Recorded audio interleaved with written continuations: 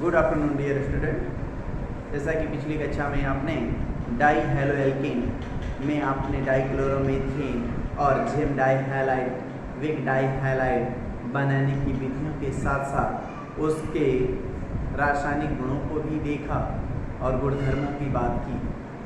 बात करते हैं आज हम ट्राई हेलो एल्केन की। ट्राई हेलो एल्केन में हम केवल मेथेन के ट्राई हैलोजन व्युत्पन्नों की बात करेंगे, जिसमें आप क्लोरोफॉर्म, ब्रोमोफॉर्म, हाइड्रोफॉर्म जो ट्राई हैलो एल्केन होते हैं, यदि हम मेथेन के ट्राई हैलोजन व्युत्पन्न लिखते हैं, मेथेन के ट्राई हैलोजन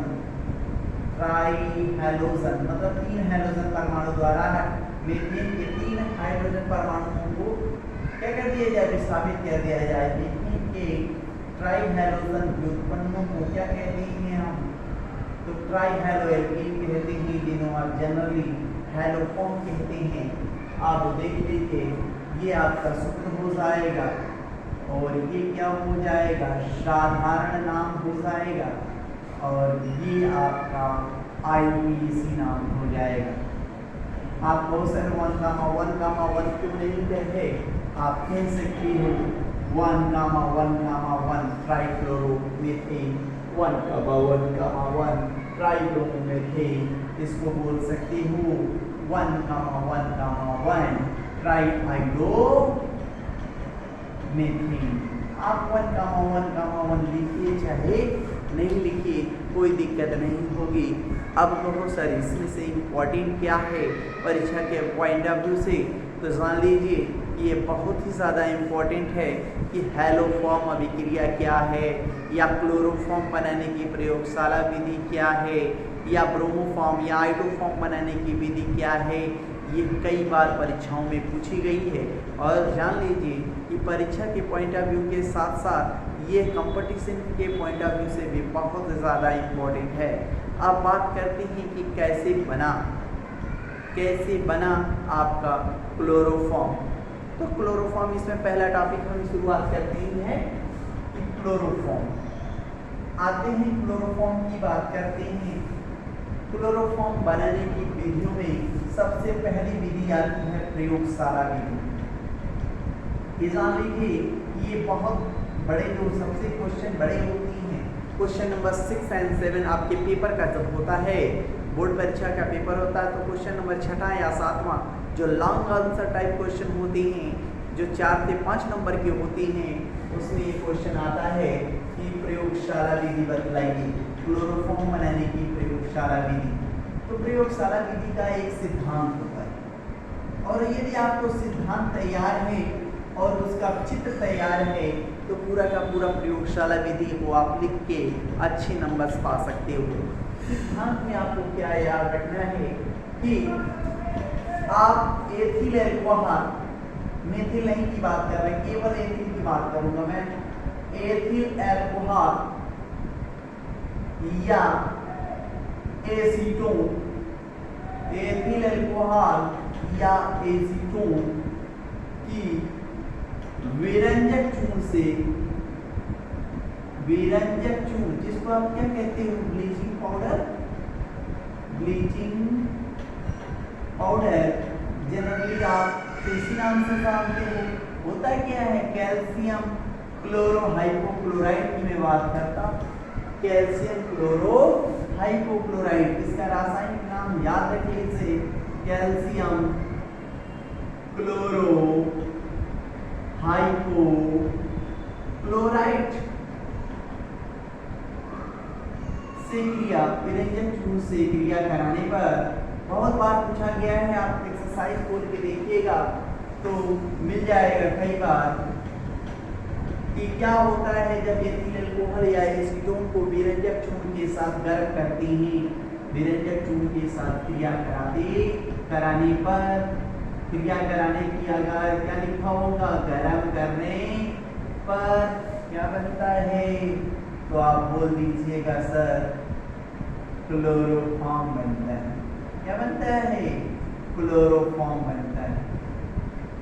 तो कहते सर जी कि कई चरण में बन जाता होगा क्या, तो तो अभिक्रिया तो याद करोगे तो एक ही चरण में याद करोगे, लेकिन हम आपको मैकेनिज्म बताना चाहते हैं कि अभिक्रिया जो होती है कितने पदों में होती है। तो सपोज दैट हम एथिल अल्कोहल की क्रिया कराते हैं, हम आपको एक बार एथिल अल्कोहल को लेकर समझाएंगे, दूसरी बार एसीटोन को लेकर समझाएंगे। आपको दोनों में तैयार रखना है कि किससे किससे क्यों कराएंगे। आपको ये भी बताना होगा कि मेथिल अल्कोहल क्यों नहीं ले सकते, वो भी हम आपको यहाँ पर बतलाएंगे। ध्यान से देखिए, ध्यान से देखिए, एक मिनट रुक जाइए, बात करते हैं।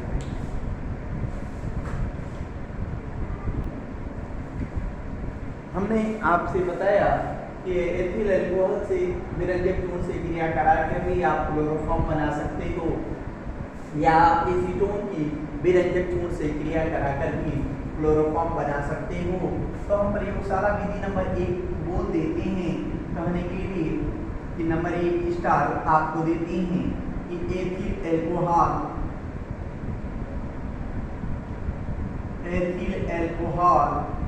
की विरंजक चूर्ण से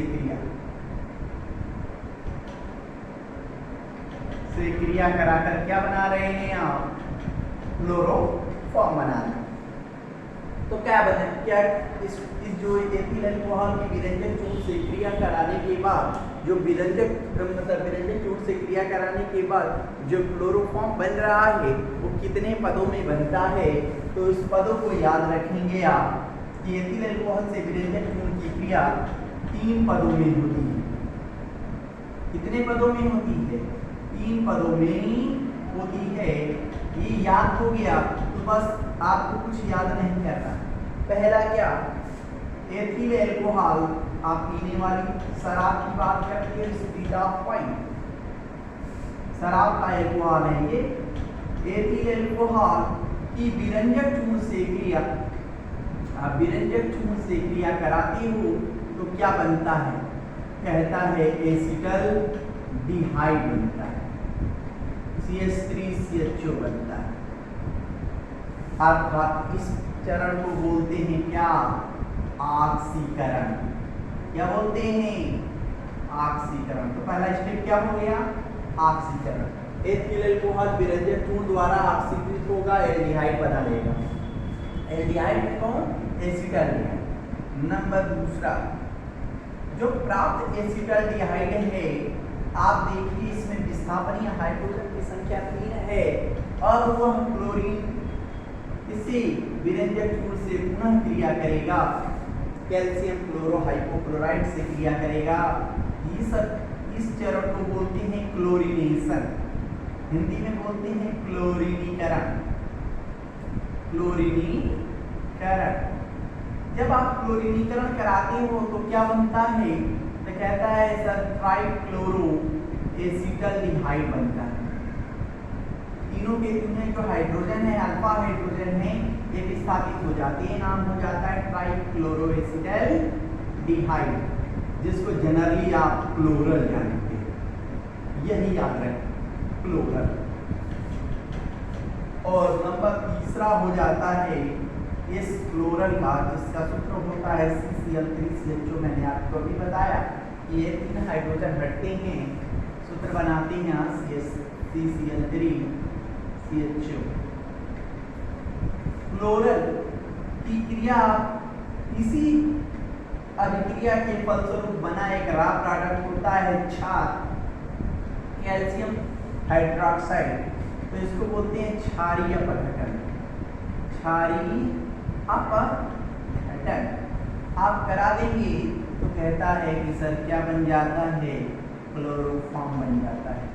तो अभिक्रिया में आपको कितने चरण हैं, पहला ऑक्सीकरण, दूसरा क्लोरीनीकरण और तीसरा अपघटन या क्षारीय अपघटन। तो संख्या क्षारीय में कोई और दूसरा ले सकते हैं क्या, आप NaOH ले लेंगे तो जो क्लोरल है, क्लोरल की क्रिया यदि आप NaOH से कराती हैं तो शुद्ध क्लोरोफॉर्म बनता है। यहाँ पर जो आप कैल्शियम हाइड्रोक्साइड लेते हो इससे अशुद्ध बनता है, लेकिन एक बंद पात्र के अंदर होता है इसलिए कैल्शियम हाइड्रोक्साइड उसके अंदर रहता है और बन जाता है। कैसे बन जाता है उस पर ध्यान दीजिए। जो इतने रिएक्शंस हमने आपको जितने स्टेप बताए हैं उन स्टेप्स का पालन करते हैं और रिएक्शंस करते हैं। ध्यान से देखिए, रिएक्शन तैयार तो सब कुछ तैयार, इसकी तक की बात तो हम 1 मिनट में कर लेंगे। कहता है एथिल अल्कोहल, एथिल अल्कोहल का सूत्र क्या? CH3CH2OH। एथिल अल्कोहल की क्रिया कैल्शियम क्लोरोहाइपोक्लोराइड विरंजक चूर्ण से कराती है। किससे कराती है? पहला चरण की बात कर रहे हैं हम, 1 नंबर के रिएक्शंस की बात कर रहे हैं। एथिल अल्कोहल की क्रिया विरंजक चूर्ण के साथ कराती हैं। जैसे ही आप विरंजक चूर्ण के साथ इसको गर्म करोगे, क्या बन जाता है? यह अल्कोहल ऑक्सीकृत हो जाता है। ऑक्सीकृत का मतलब होता है हाइड्रोजन का निकलना।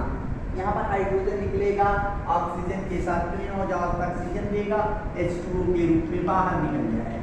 तो जब H2O के रूप में बाहर निकल जाएगा तो इसका तो ऑक्सीजन निकल चुका है, तो CaCl2 बन जाएगा और ये क्या बन जाएगा? H2O बन जाएगा। तो ये पहला चरण की अभिक्रिया कंप्लीट हो गई। ये नवजात ऑक्सीजन देगा, यहाँ से H2 निकलेगा, H2O के रूप में बाहर निकल जाएगा, तो क्या बचा? CaCl2, H2O कर दिया। इसमें से जैसे ही H2 निकलेगा तो बन जाएगा क्या? CH3CH4। तो ये पर चरण क्या हो गया? ऑक्सीकरण। जैसा कि हमने बताया था आपको, एथिल अल्कोहल का ऑक्सीकरण कराने पर एल्डिहाइड बनता है। नंबर दूसरा चरण की बात करते हैं, मैकेनिज्म नंबर 2। जब जो आपको एसिटल्डिहाइड बना, क्या बना? एसिटल्डिहाइड। ध्यान से देखिएगा, इसमें ये जो हाइड्रोजन होती है C+OH, मैं आपको खोल के इसकी संरचना दे दिया। जब CHO समूह होता है, ध्यान लीजिए ये जब CHO समूह से जुड़ा जो कार्बन होता है वो अल्फा होता है, उससे जुड़े हाइड्रोजन क्या होते हैं? Alpha hydrogen. तो जिनमें भी 3 अल्फा हाइड्रोजन पाया जाएगा वो एल्डिहाइड हो जाएगी। जिसमें भी 3 अल्फा हाइड्रोजन पाया जाएगा वही हैलो फॉर्म बनाएगा, अन्यथा नहीं बनाएगा। तो यहाँ पर जो एल्डिहाइड है इसके पास कितने अल्फा हाइड्रोजन है? देखो 1 2 3। यदि 2 रहता तो भी नहीं बनता, 3 रहना जरूरी, 3 अल्फा हाइड्रोजन होना जरूरी है। इतना आप समझ गए होंगे, आप समझते हैं आगे। कहता है कि क्रिया पुनः आप विरंजक चूर्ण से कराते हैं। इससे करा दीजिए। अब यहाँ पर समीकरण संतुलित करने की बात आएगी, तो जान लें कि याद रखिएगा कि 2 और 6। यदि आपने ये तैयार कर लिया तो सब तैयार है। ये 2 और 6 लेना होगा, ये 2 मोल, ये 6 मोल। आप देखिए इसकी जो 3 गुना के 6, यहाँ पे 6 गुना के 12 निकलेगी ना, तो जो 3 यहाँ के जो 6 होंगे ना इसके साथ आके जुड़ेंगे। ध्यान से देखिए, CCl3CH2 बनेगा। क्या बनेगा? CCl3CH2। ये तीनों के तीनों जो 3 गुना के 6 हाइड्रोजन हैं वो क्या हो जाएंगे? इसके द्वारा विस्थापित हो जाएंगे।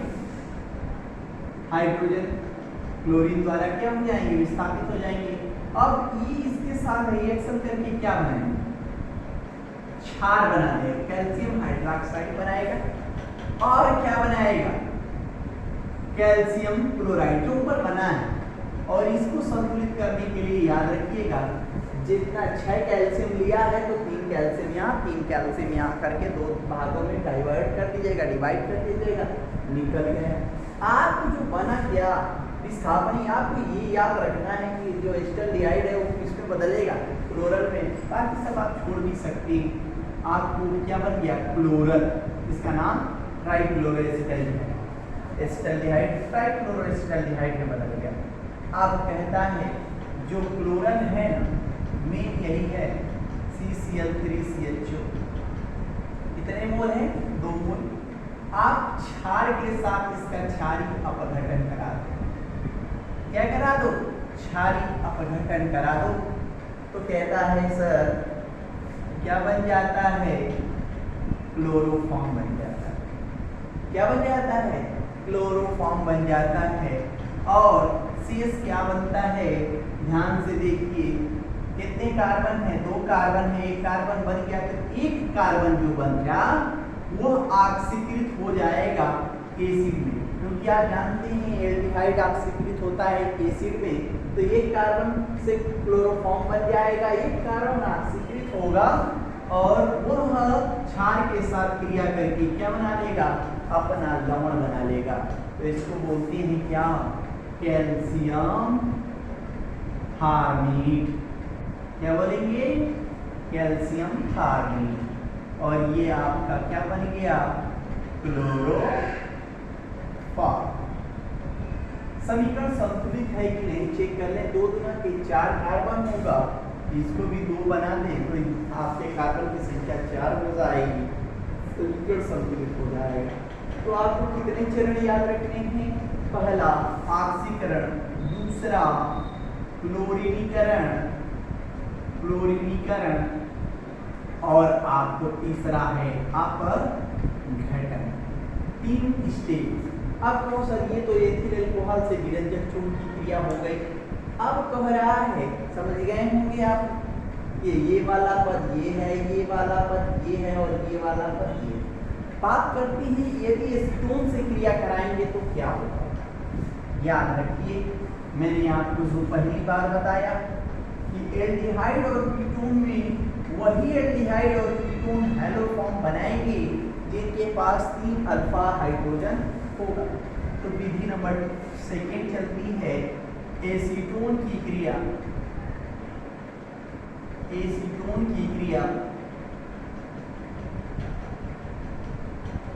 विरंजक चूर्ण से कराते हैं, विरंजक चूर्ण से कराते हैं। तो कैसे? तो यह अभिक्रिया जो होती है वो 2 पदों में होती है। तो क्यों सर? क्योंकि यहाँ पर आपका एल्कोहल नहीं है, एसीटोन है, डायरेक्ट एल्डिहाइड या कीटोन है। तो इस चरण को हम डायरेक्ट यहाँ से आप इतना तैयार है तो यहाँ पे काम हो जाएगा। देखो कैसे? एसीटोन का सूत्र होता है CH3COCH3, दिख रहा है? अब कहता है, मैंने अभी बताया जहाँ क्रियात्मक समूह जुड़ा है उससे एक अल्फा कार्बन, ये भी अल्फा ही कार्बन, क्योंकि जो डायरेक्ट ये जुड़ा है डायरेक्ट ये जुड़ा है।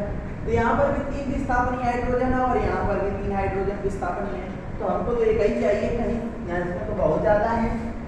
तो कहता है इसकी क्रिया आप कैल्शियम क्लोरोहाइपोक्लोराइड से करा दीजिए।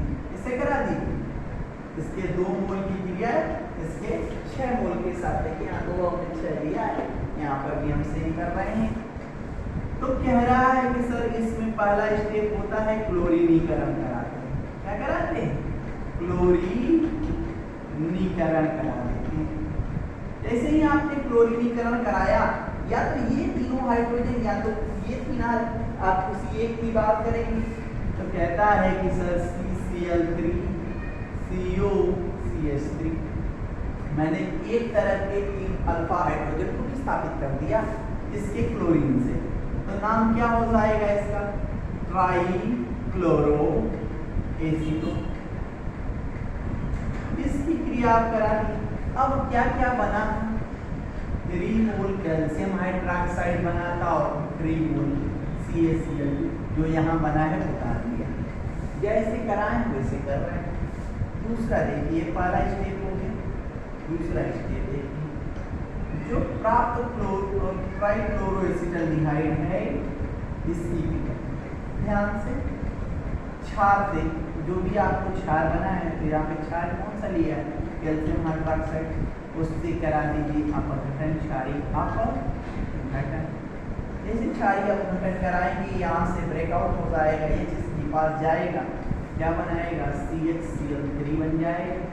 अब कहता है कि सर देखिए कई कार्बन वाला 2 कार्बन का बचा ना, तो 2 कार्बन का अम्ल ऑक्सीकृत हो जाएगा, एसिटिक अम्ल हो जाएगा और उसका कैल्शियम लवण बन, क्योंकि ये क्षार है ये अम्ल रहेगा, अम्ल और क्षार मिलकर क्या बनाएंगे?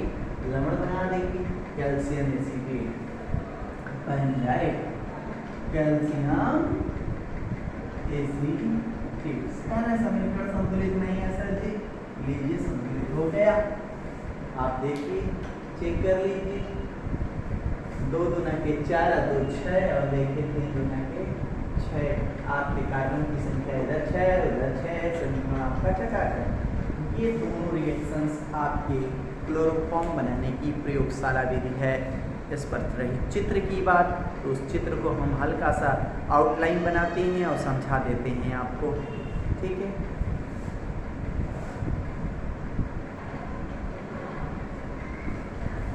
ध्यान दें स्टूडेंट, क्लोरोफॉर्म बनाने की प्रयोगशाला विधि का हमने चित्र बनाया है। क्लोरोफॉर्म बनाने की प्रयोगशाला विधि का ये चित्र है। प्रयोगशाला विधि का चित्र है। ये क्या कहता है, देखिए ध्यान से। आप पहले पूरी की पूरी चित्र को सजा लेंगे। उपकरण को जिस प्रकार दिया गया है इस प्रकार उपकरण को चित्रानुसार सजाएंगे। फिर बात करेंगे इस पर। बात करता है कि गोलपेंदी के फ्लास्क में, गोलपेंदी के फ्लास्क में या तो एथिल अल्कोहल ले लेते हैं या आप एसीटोन लेना चाहें तो एसीटोन ले लेते हैं। फिर उसमें विरंजक चूर्ण का गाढ़ा पेस्ट, विरंजक चूर्ण का CaCl2, विरंजक चूर्ण का पेस्ट जल के साथ घोलकर आप पेस्ट तैयार कर लेंगे। उस पेस्ट को ले लेंगे और इस गोलपेंदी के फ्लास्क में ले लेने के बाद उपकरण को चित्रानुसार सजा लेंगे। उपकरण को चित्रानुसार सजाने के बाद आप बर्नर की सहायता से फ्लेम देने की व्यवस्था रखेंगे और ये वाटर बाथ रखेंगे। ये जाली के ऊपर वाटर बाथ। वाटर बाथ कैसा होता है इसको जान लें कि ठीक उसी प्रकार जैसे पतीले में पानी रखा हुआ है और आपने उसके ऊपर अंदर लोटा रख दिया। पहले पानी गर्म होगा और इसके बाद आपका लोटा गर्म होगा, तो उसी को बोलते हैं वाटर बाथ। तो ठीक है, ऐसे ही एक लोहे का कटोरा होता है जिसमें पानी ले लेते हैं और स्टैंड के सहारे कांच का जो गोलपेंदी का फ्लास्क होता है इसको बोलते हैं क्या, गोलपेंदी का फ्लास्क। गोलपेंदी का फ्लास्क बोलते हैं इसको। स्टैंड के सहारे से हम रोके रहते हैं। ये कार्क लगा हुआ है और इस जो इसको बोलते हैं वो एडाप्टर होता है और ये होता है जल संघनित्र। क्या होता है, जल संघनित्र, जिसमें नीचे से ठंडा जल जाता रहता है और ऊपर से या इसमें से कोई गैस प्रवाहित होगी, उसको ठंडा करके पानी क्या हो जाएगा, गर्म हो जाएगा। वो गर्म जल यहाँ से आउटलेट के रूप में बाहर निकल जाएगा। फिर से हम एडाप्टर की सहायता से ग्राही पात्र में, ये ग्राही पात्र है, ग्राही पात्र है, रिसीवर बोलते हैं अंग्रेजी में। इसको वाटर कंडेंसर बोलते हैं, वाटर कंडेंसर। एडाप्टर को एडाप्टर भी बोलते हैं, राउंड वाटर फ्लास्क बोलते हैं, वाटर बाथ है और ये क्या है, बर्नर है। तो आपको जान गया कि क्या क्या चाहिए। अब सुन लें, गोलपेंदी के फ्लास्क में एथिल अल्कोहल या एसीटोन और विरंजक चूर्ण का गाढ़ा पेस्ट, जल के साथ बना हुआ गाढ़ा पेस्ट लेते हैं। बर्नर की सहायता से जल उष्मा पर रखे गोलपेंदी के फ्लास्क को गर्म करते हैं। गर्म करने के फलस्वरूप आपकी क्लोरोफॉर्म बनती है। क्या बनती है, क्लोरोफॉर्म बनती है, जिसकी वाष्प ऊपर चलती है। जैसे ही ऊपर वाष्प आएगी एडाप्टर की सहायता से जल संघनित्र में प्रवाहित होगी। आप देख रहे हैं नली है, जल संघनित्र में हमेशा जल प्रवाहित होता रहता है। यहाँ से आप नल से जुड़े रहेंगे और इसको सिंक में गिरा देंगे, तो इससे पानी जाता रहेगा और सिंक में बाहर निकलता रहेगा।